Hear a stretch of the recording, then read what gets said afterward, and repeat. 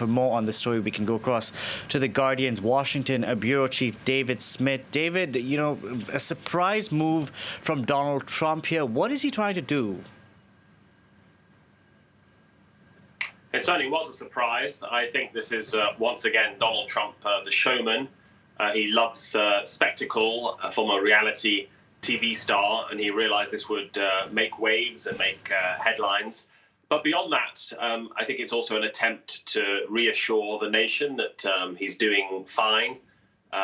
Social media is so full of rumors about how serious his condition might be, and whatever White House officials say and whatever his doctors say, in this kind of situation, there is no substitute for the president himself going on TV, making remarks, being seen, as in that rather strange parade, in person by supporters.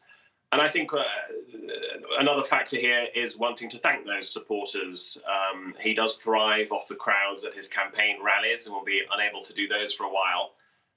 He'll have heard about how many people have gathered outside that hospital waving Trump flags. And I think it'll probably give him an emotional and morale boost to interact with them all, albeit through a car window for a few minutes. All of that said, already some doctors and medical experts are being very critical of this little trip, wondering about the other people who are in the vehicle with him and whether they have been unnecessarily exposed to the virus. So it could prove controversial too. So Donald Trump, as you said, eager to change the narrative and demonstrate to the world that he is okay. But is it too little too late, David? Because polls released today show that Joe Biden's lead has widened. Yeah, one poll showing Joe Biden with a comfortable double-digit lead, increasing significantly even on a week or two ago, and Donald Trump down to just 39%. That seemed to have been taken after the debate, which most people said Joe Biden won, and Trump took a lot of criticism for his performance there, full of interruptions.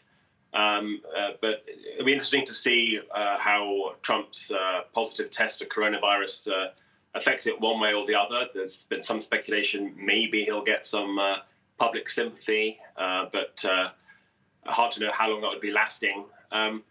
We're into the home stretch now. We're just a month to go until the election. Obviously, Trump's illness has upended things once again. We will have a vice presidential debate on Wednesday where Mike Pence will hope to score some points over Kamala Harris. But it remains to be seen whether Trump can do any more debates against Biden. Remains to be seen to what extent, if any, he can still actually campaign. But I think today's little parade is a suggestion he's probably itching to get back out on the trail sooner rather than later, health permitting. Meanwhile, Joe Biden continues and is being careful to send his sympathies and well wishes to Trump, while at the same time keeping up his criticism of the president's handling of the coronavirus. Both candidates aware now, whatever other issues have come up in recent months, it looks like the coronavirus is going to be the defining issue of this election. Indeed. Thank you very much for that, David. David Smith reporting there from Washington.